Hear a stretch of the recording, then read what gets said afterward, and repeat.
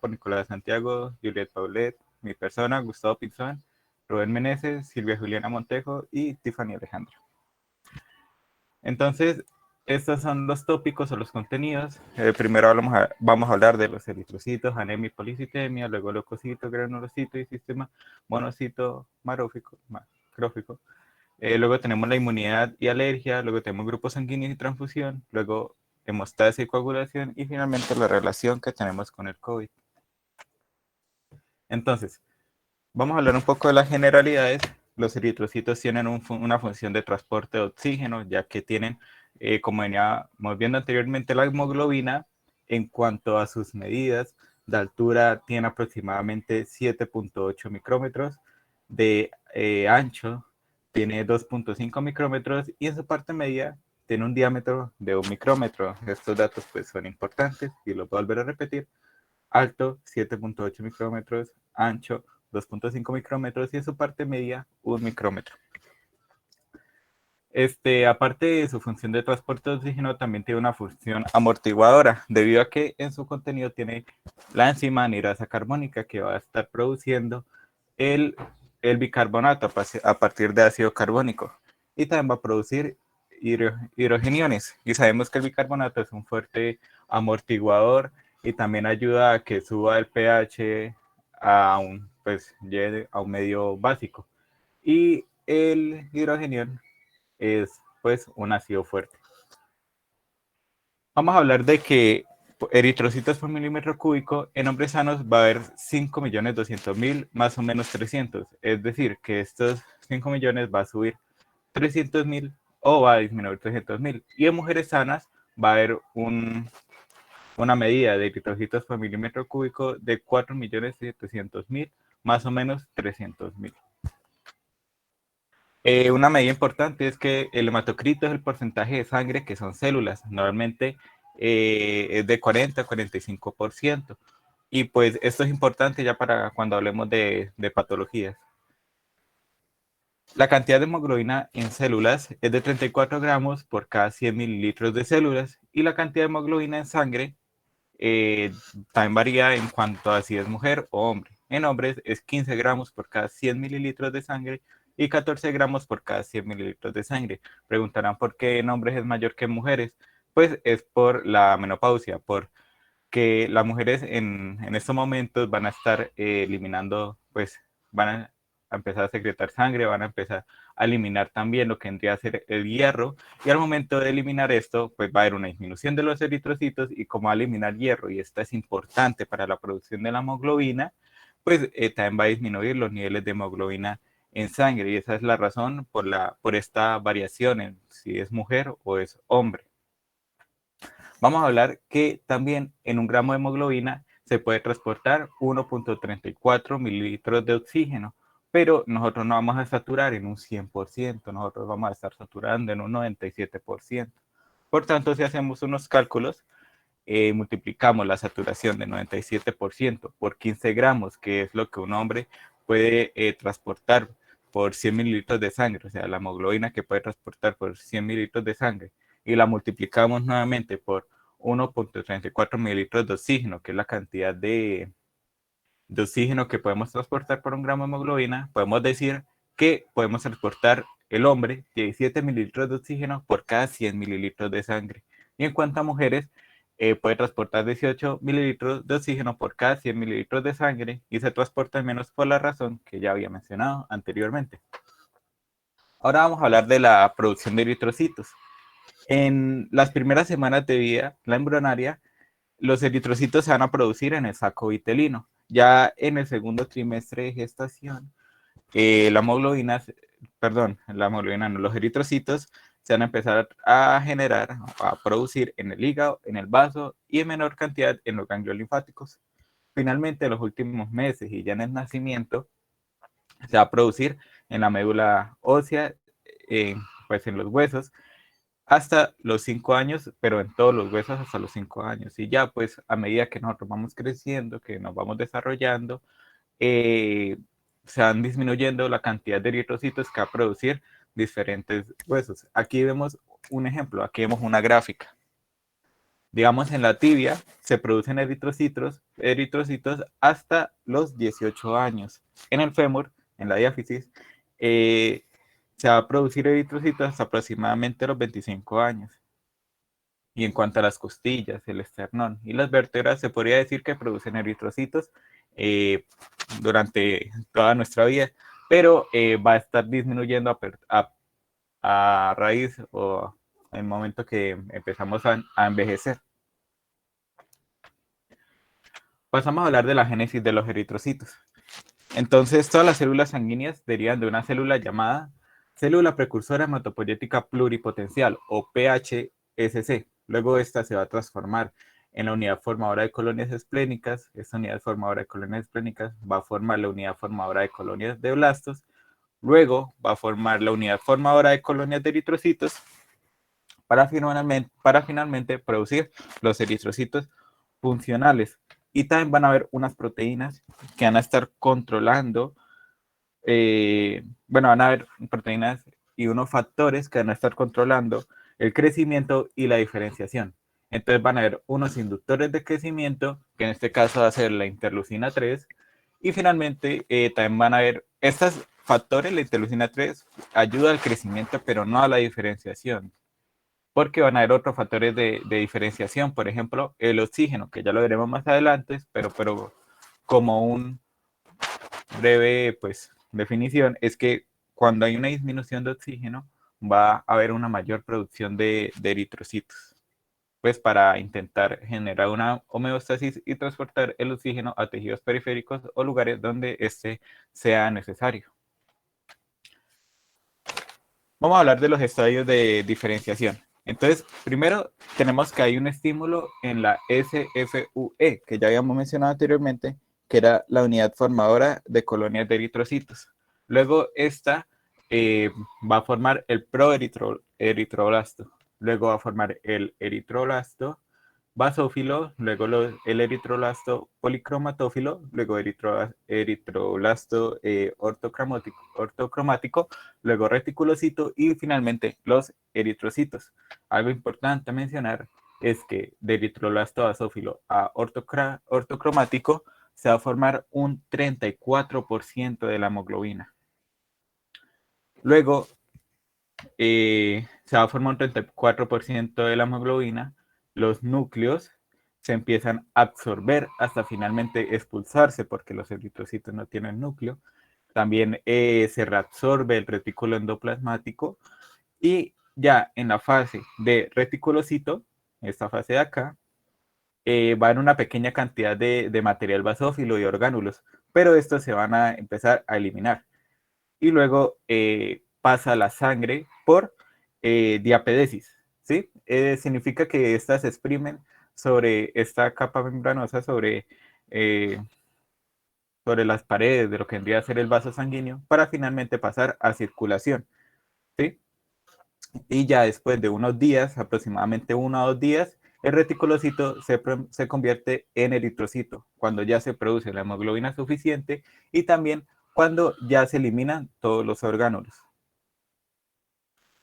Vamos a hablar de la cantidad de eritrocitos en sangre y que esta está regulada. Entonces, debe haber una regulación para que primero haya un transporte de oxígeno adecuado, ¿sí?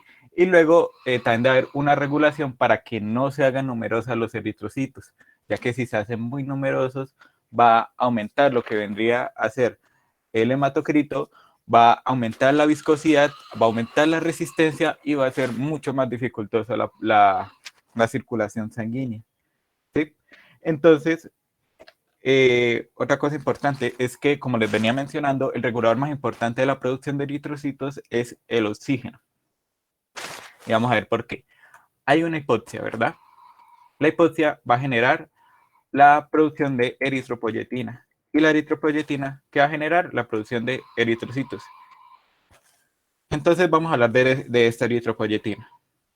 Entonces, la hormona se va a producir en lo que vendría a ser 90% en riñones y 10% en el hígado. Entonces la hipoxia va a generar, va a aumentar los niveles del elemento de respuesta de la hipoxia o la HIF1 y esta va a aumentar lo que vendría a ser la transcripción de la eritropoyetina para poder generar eritrocitos. Entonces, nuevamente, hay una hipoxia en aproximadamente minutos o horas, se va a generar eritropoyetina y la producción máxima de eritropoyetina va a ser aproximadamente en menos de 24 horas y después de 5 días se van a producir eritrocitos nuevos. Aquí vemos otro ejemplo con una gráfica de la Guyton, es que va a haber una hipoxia, va a haber una disminución del oxígeno tisular. Esto va a estimular la formación de eritropoyetina en el riñón. Recordemos que en los riñones va a estar el 90% la producción. Luego, esta va a estimular la producción de eritrocitos para finalmente aumentar los niveles de oxígeno en los en diferentes tejidos. Esta hipoxia puede ser generada por una disminución del volumen sanguíneo, por una anemia, por una hemoglobina baja, por un mal flujo sanguíneo, por enfermedades pulmonares, también puede ser generada por vivir a altas altitudes y también puede generarse por una hemorragia porque constantemente vamos a estar perdiendo eritrocitos. Vamos a hablar de la maduración de los eritrocitos. Entonces, las células eritropoyéticas son unas células que están en constante crecimiento, se encuentran en la médula ósea y para la producción, porque estas generan pues eritrocitos, como su nombre lo dice, para la producción de eritrocitos necesita vitamina B12, que es la cianocobalamina, y la vitamina B9, que es el ácido fólico, y ambas van a formar TMP, o sea, timina trifosfato. Esta es importante para la síntesis de ADN y por tanto, si hay una carencia de esta vitamina B12 y vitamina B9, pues el ADN va a ser anormal o va a ser muy reducido y las células eritropoyéticas van a empezar a generar eritrocitos de mayor tamaño, generando macrocitos. Estos macrocitos son unos eritrocitos, unas células sanguíneas mucho más grandes de lo normal, van a tener una membrana frágil, van a tener un tamaño irregular, van a tener una vida media corta. O sea, es importante tener en cuenta eso. Cuando hay bajos niveles de vitamina B12 y B9, las células eritropoyéticas van a generar un macrocito, que es una célula sanguínea de menor tamaño. Ahora tenemos la malabsorción de la vitamina B12. Entonces, nosotros como estábamos viendo anteriormente, el estómago en las células parietales va a formar lo que vendría a ser HCl, lo que vendría a ser el ácido clorhídrico, y también va a formar el factor intrínseco, ¿sí? Este factor intrínseco es el que nos importa en este momento, porque el factor intrínseco va a ayudar a la absorción de la vitamina B12. Por medio de pinocitosis va a unirse el factor intrínseco a la vitamina B12 y va a entrar a circulación sanguínea. Entonces ya no podemos hacer una idea de qué pasa si no está el factor intrínseco. Va a generar que no haya entrada de vitamina B12 y haya una mala absorción de vitamina B12 y haya una anemia perniciosa. ¿Qué es la anemia perniciosa? Es que la mucosa gástrica está atrófica, está dañada y las células parietales se dañan y no secretan el factor intrínseco. Por tanto, si no se secreta el factor intrínseco, hay una disminución de los glóbulos rojos y no se puede absorber B12. ¿Sí? Ahora vamos a pasar con la malabsorción de la vitamina B9 y también de la B12. En este caso, pues se toma para los dos. Entonces, la vitamina B9 está en verduras, en frutas, en carnes y normalmente esta es destruida por la cocción. Vamos a hablar de la enfermedad de Sprue.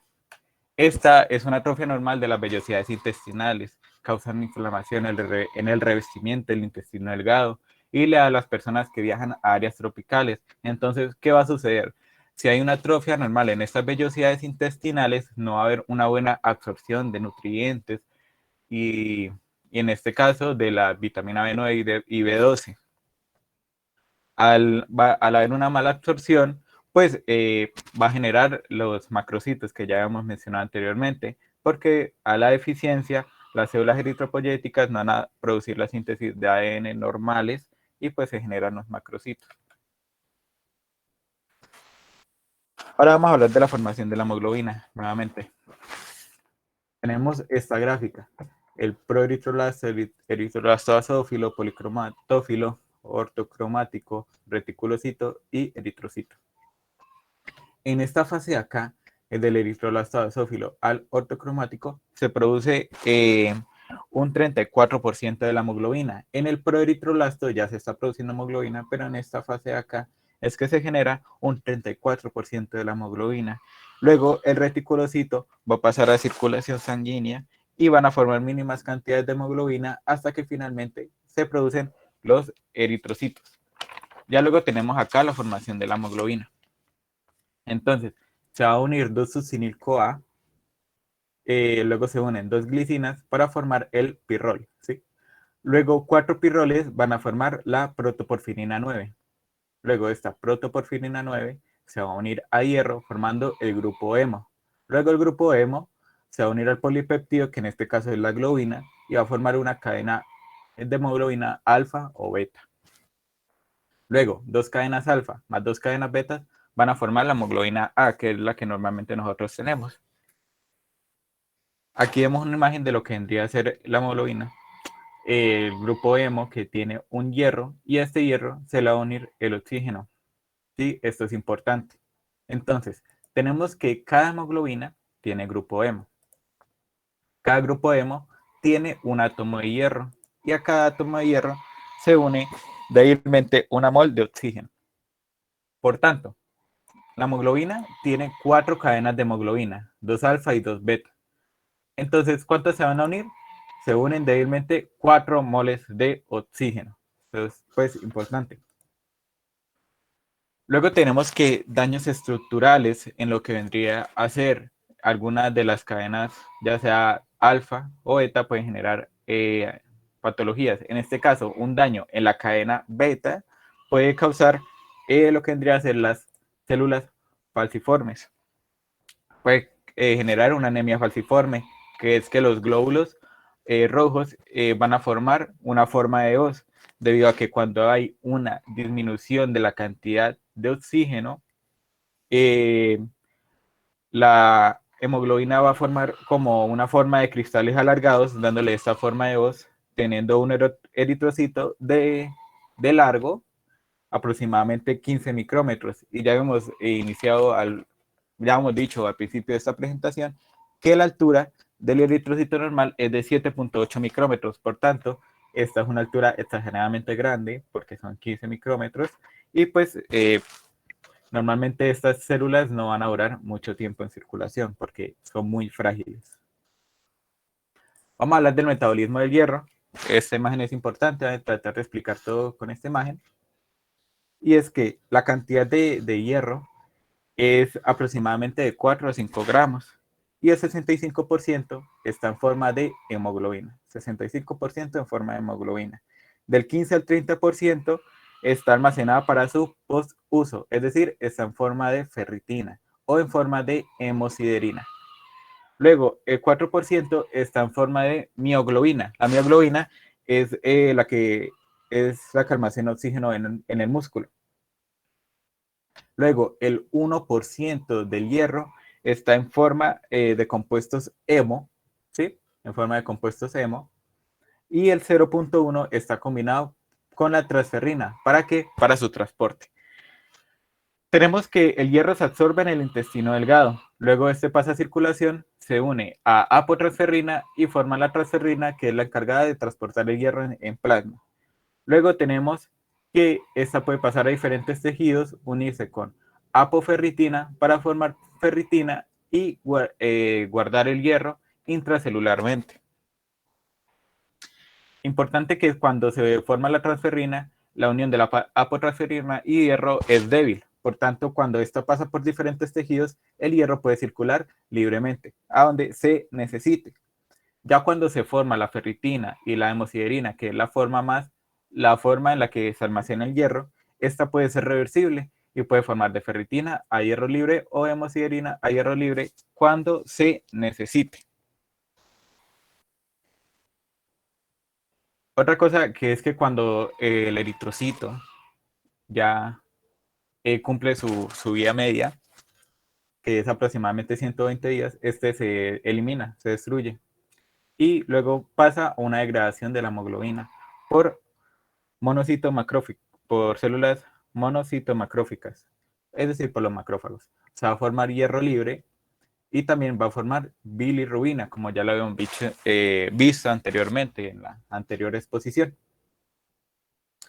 También tenemos también tenemos una pérdida de hierro. Tenemos un hierro excretado por día, en donde en las heces. Entonces va a haber 0.6 miligramos al día que excretamos en las heces de hierro.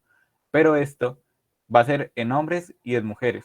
Pero también las mujeres van a secretar más hierro, como les venía diciendo. Y acá lo vemos. Va a haber una pérdida de sangre de 0.7 miligramos de hierro diarios en la menstruación. Por tanto, se podría decir que un hombre excreta 0.6 miligramos al día de hierro y las mujeres excretan 1.3 miligramos al día en las heces y también en el ciclo menstrual. Vamos a hablar que el hígado secreta apoferritina en la bilis, haciendo que junto al hierro formen la transferrina, ¿sí?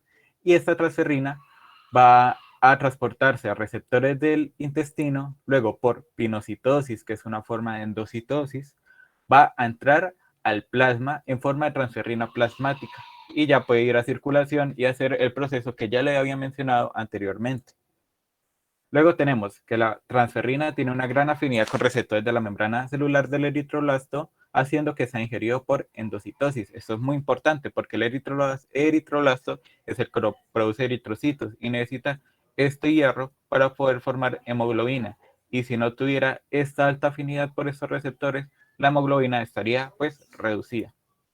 Entonces tenemos que una disminución de la transferrina puede provocar anemia hipocrómica grave por disminución de la hemoglobina de eritrocitos, ¿sí?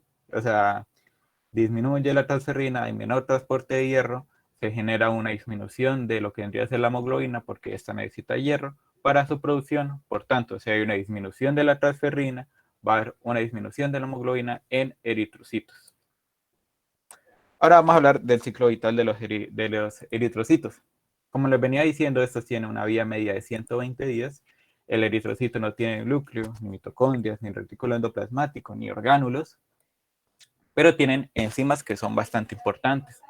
Unas enzimas que van a producir ATP a partir del metabolismo de la glucosa. También es importante que los eritrocitos tienen mucha flexibilidad. También van a tener enzimas que van a ayudar al transporte de iones. También van a mantener el hierro en su forma ferrosa y también impiden la oxidación de proteínas, ¿sí? Luego tenemos que la vida media es de 120 días. Una vez se cumpla el ciclo, su membrana se hace frágil y se rompe, en especial durante el paso por la pulpa roja del vaso. Entonces tenemos esta imagen. Tenemos que en la pulpa roja, estos capilares son de altura de 0.3, no, perdón, son de altura de 3 micrómetros, ¿sí? Es un tamaño muy reducido. Y tenemos que el eritrocito normal es de ¿cuánto? 7.8 micrómetros. Por tanto, a la hora que pasa por esta pulpa roja, este tiene que reducir bastante su tamaño. Si son eritrocitos nuevos, normalmente como son bastante flexibles, van a poder pasar por esta pulpa roja. Pero si son eritrocitos viejos, que ya tienen una vida media de 120 días, al momento de intentar pasar por esta pulpa roja, simplemente se van a destruir, ¿sí?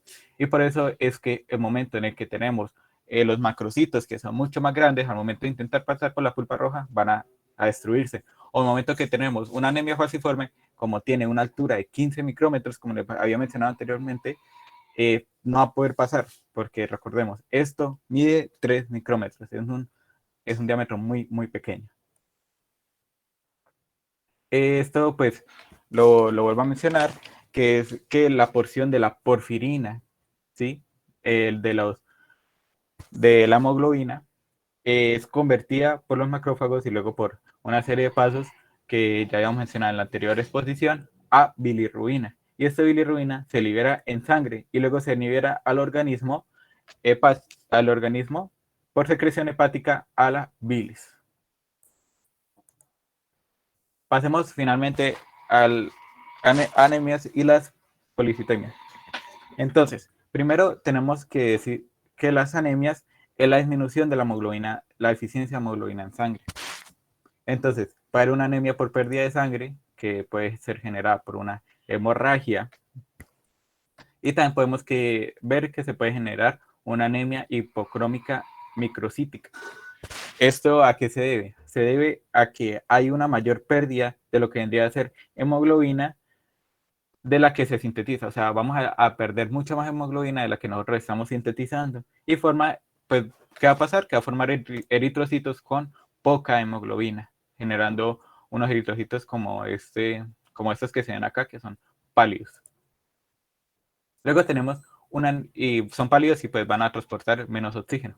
Luego tenemos una anemia plástica por disfunción de la médula ósea. Esto pues, como su nombre lo dice, va a haber una anomalía, va a haber una disfunción de la médula ósea y la producción de eritrocitos va a ser menor. También va a poderse generar una anemia plástica idiopática, o sea que no sabemos su origen, y esta puede llegar a ser grave y necesitar una transfusión o trasplante de médula ósea.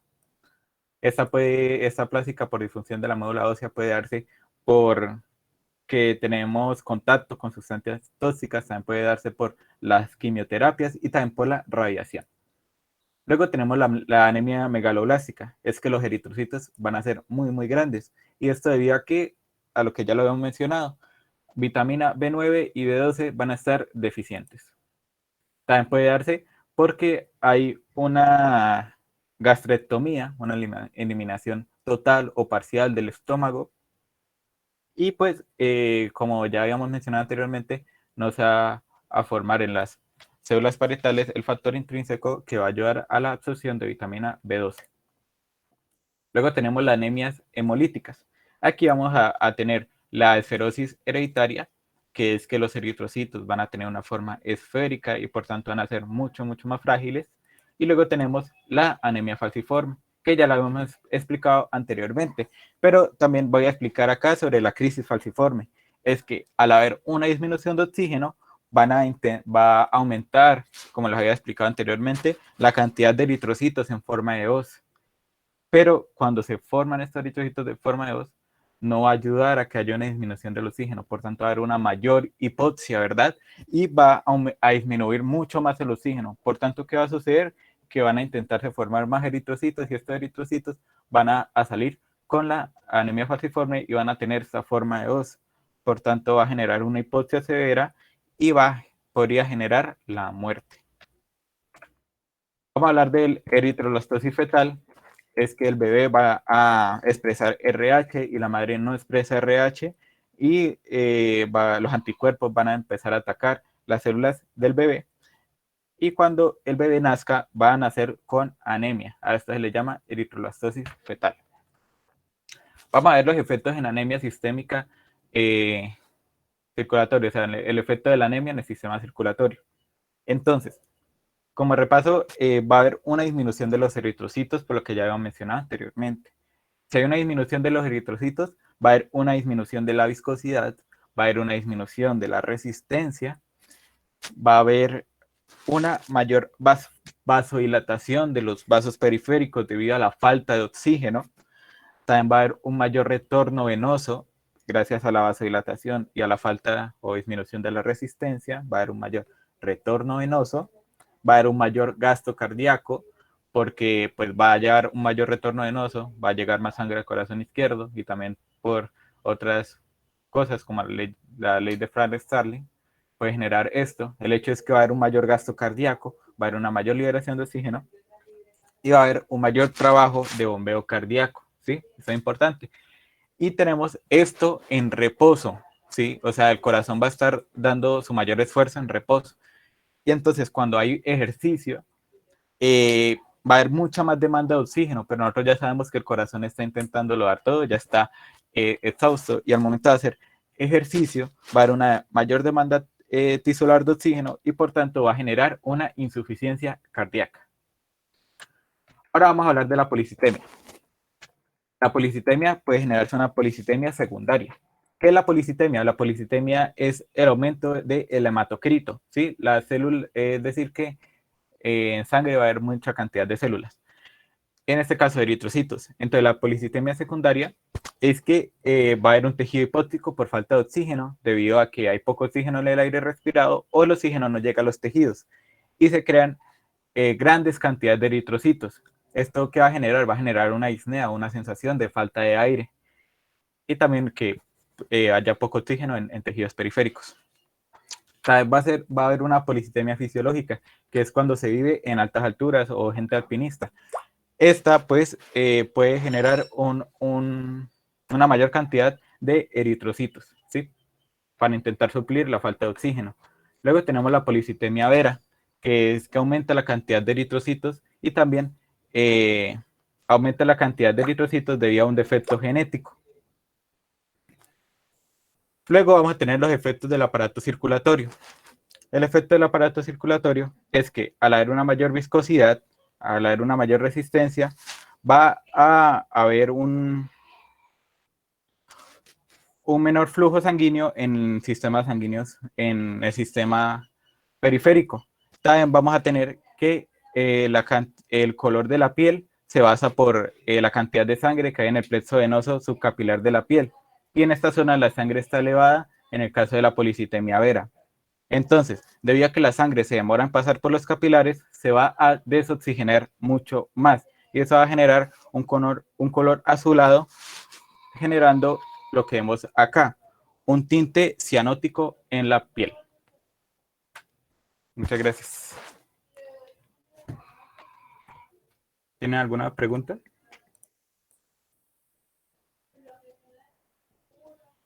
Ah, sí, perdón, profe. Me equivoqué. ¿Tienen alguna pregunta? Ya quedó todo claro en cuanto a este tema.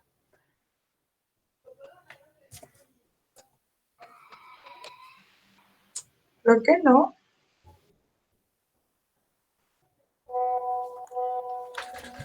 Listo. Entonces ya podemos pasar a la próxima exposición.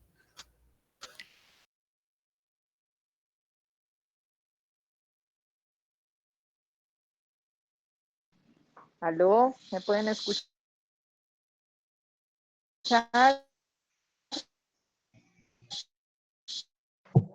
Sí, profe, sí se escucha. Ese es por la exposición. Pero me lo escuchamos muy entrecortado.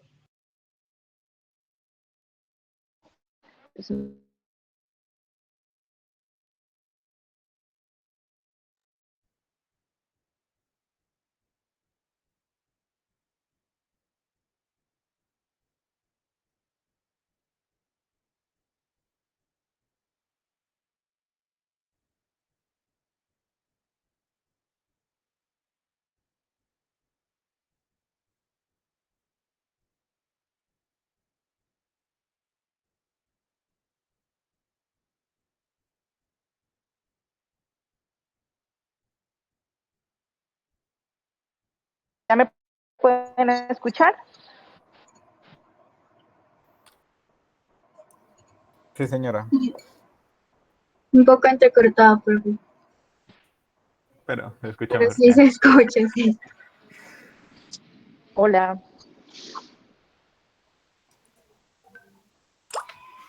Sí. Sí se escucha, profe.